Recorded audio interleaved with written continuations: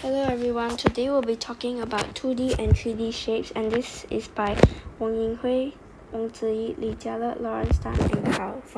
Here is the table of contents. We'll be going through points, lines and angles, parallel lines, perpendicular lines and related angles, congruent figures, line symmetry, rotational symmetry, polygons and circles, and lastly 3D shapes with plans and elevation.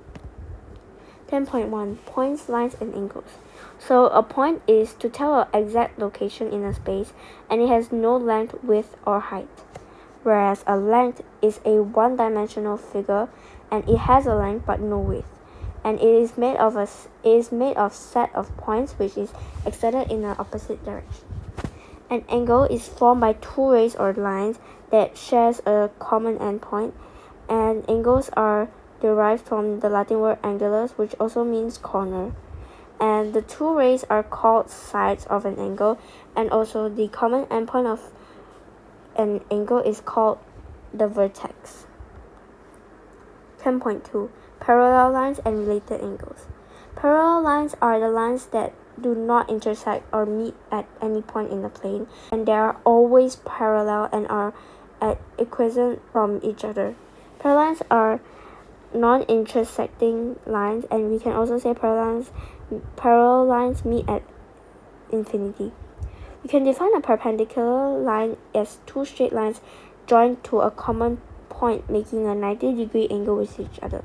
Perpendicular lines are those lines that intersect each other at 90 degrees. Related angles are a pair of angles that are related to each other. For each pair of related angles, there's a particular name given to them. These angles are related to each other based on some specific conditions. 3. Congruent figures. Congruent figures are when two figures can be placed precisely over each other. For example, when you place two slices of bread on top of each other, the size and shape will be equal, and it will be the same length and width. 10.4 Line symmetry. A line symmetry is a line that has a shape exactly in half, which also means that if you were to fold the shape along the line, both halves would match equally, and if you were to place a mirror along the line, the shape would remain unchanged. For example, a rhomb, rectangle, and squares, and a square has 4 lines of symmetry as shown below. 10.5 Rotational symmetry. When the object is rotated and on its own axis and the shape stays the same, and that is a rotational symmetry.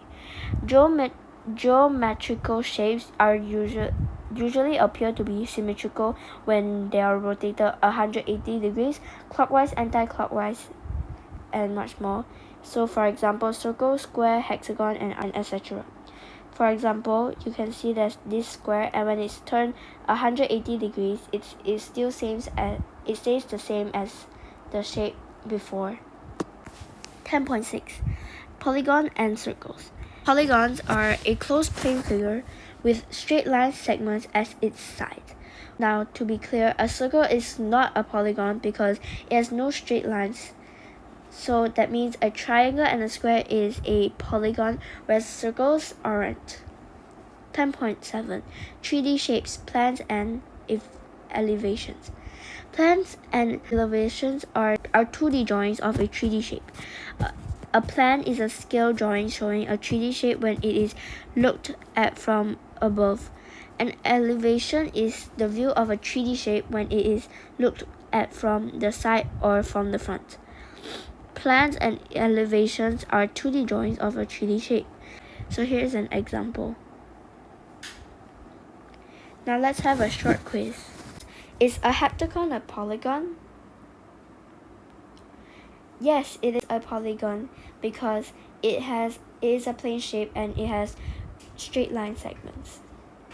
Now next, are these congruent figures? No, they aren't. When you try to align them, it won't have the same shape or size when you try to align them together, so it is not considered a congruent figure.